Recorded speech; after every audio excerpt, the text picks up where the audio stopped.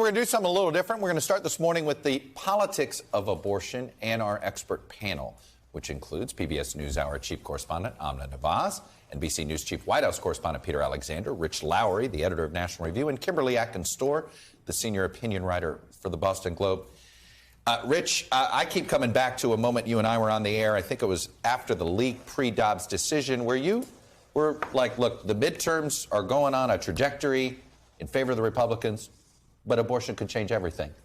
Are we at the change everything moment? I don't know whether it changes everything, but clearly it's an important change. And I think Republicans have to realize they can't run and hide from this issue. You try to do that, it's not going to work. You're going to get defined in a way you're not going to like. And you can't, in most places, adopt a maximalist position. So I think they need to do a version of what Rubio did, say, I want to protect every unborn child eventually. I realize I have a lot of work to do, public persuasion on that.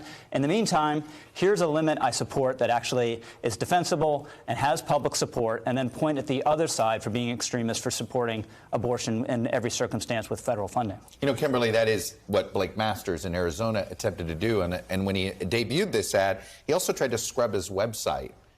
And, you know, we could show right before his website on the abortion issue was, I'm 100% pro-life. We can put it up. And he was, in fact, a supporter of the federal personhood law.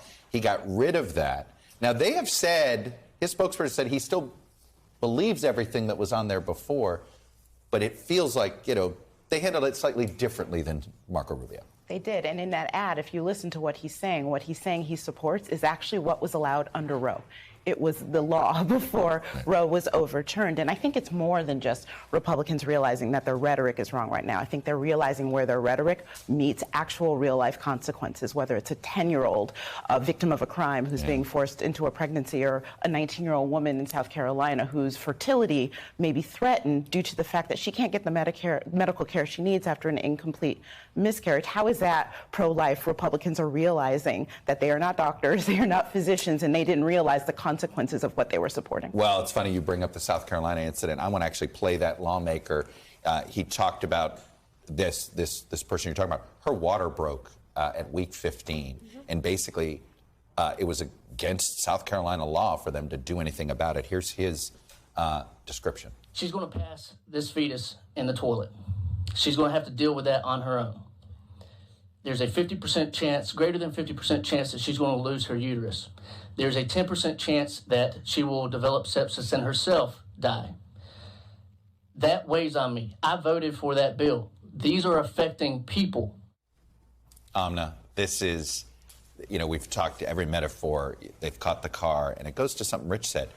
Republicans weren't prepared for every aspect of what they needed to talk about when it came to this issue. Not nearly. I think that's abundantly clear now. And it's not just Republicans. You know, I've talked to so many folks on the ground, been reporting on the potential reversal of Roe for so many months leading up to the decision. And you saw even the groups on the ground who were advocating under this very broad pro-life umbrella were not prepared to answer very detailed questions about what does that mean?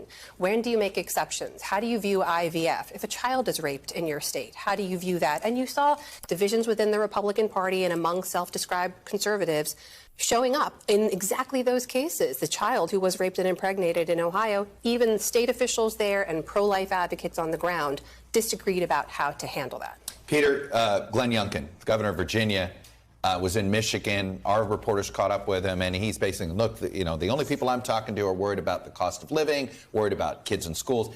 He was still on the pay no attention to the issue of abortion here. I don't know if that's going to be able to hold. I was speaking to Republican strategists just yesterday. They say that issue is receding. We're watching it recede. The big marquee at every intersection is the price of gas right now. It's now gone down for 70-plus consecutive days. But I was speaking to Abigail Spanberger. You're speaking about Virginia. Spoke to her yesterday. She launched her campaign. The first political ad out is on the issue of abortion rights. Beto O'Rourke, the first ad on the issue of abortion rights. And this, she says, it's not just about abortion. It's about freedom, as we saw from Pat Ryan in Pennsylvania, almost sort of co-opting a line from Republicans, from Tea Party, you know, the Tea Party in the past, like the Democrats or the Libertarians here in some way. But the uncertainty, she says, is really benefiting those independents that will now begin leaning toward Democrats. The way the economic uncertainty helped Republicans in some way, this uncertainty about what's really at stake helps Democrats. You know, go ahead, Rick. I was just going to say, on these terrible cases with miscarriages.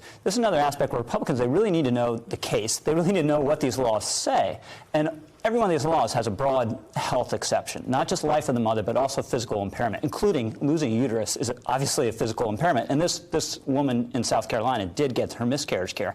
But Republicans need to be out there aggressively saying that, making the case, and attorney generals need to be making it clear to the attorneys at hospitals and medical facilities what the law actually says, because there's a lot of bad advice being given. I think it's also important to point out, though, with miscarriages, which are, excuse me, much more common than we talk about in this country, these are things we have long known, right? That miscarriages can easily result in sepsis, that there is a risk to having a child in America, in particular for black women who are 3 times more likely to die because of pregnancy-related issues. Pro-lifers do not oppose miscarriage treatment. Catholic hospitals that refuse on high moral principle to perform abortions will care for miscarriage. That is true, but in many cases, some of those miscarriage cases now have to be litigated on a case-by-case basis. They shouldn't be. There should be clear guidance on this. The message that carries the day, though, at the end of the day, is not them trying to find the nuance and explain the difference in each state. It's women like Nancy Davis. This is a black woman in Louisiana who we heard from just this week, who learned that her baby, the fetus in her belly, is not going to have a skull and would die just days after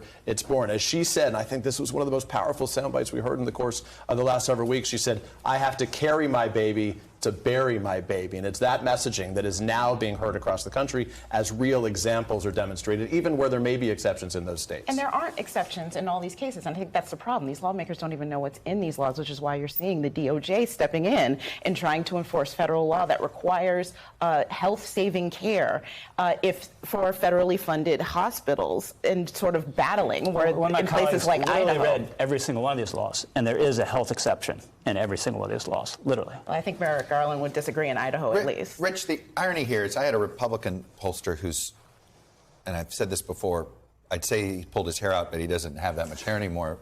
But he's like saying 15 weeks, like Kevin Bacon in Animal House, remain calm. He's frustrated because 15 weeks didn't have a majority against. Mm-hmm. It's not to say it's the most popular position, but it didn't have a majority against. And it's like, if they actually let Roberts get the compromise, it would be Democrats having a political problem. That's the irony here. That's not the Supreme Court's rule. No, it's not. At all. Yeah. And it doesn't matter. The court should faithfully interpret the Constitution. Doesn't matter whether it creates a blue wave, a red wave. Doesn't matter if it puts Republicans in an awkward position because they're scared and confused and don't know how to talk about it. That's not the court's job. Well, they have certainly launched what is a massive political change that we're watching here. Thanks for watching our YouTube channel. Follow today's top stories and breaking news by downloading the NBC News app.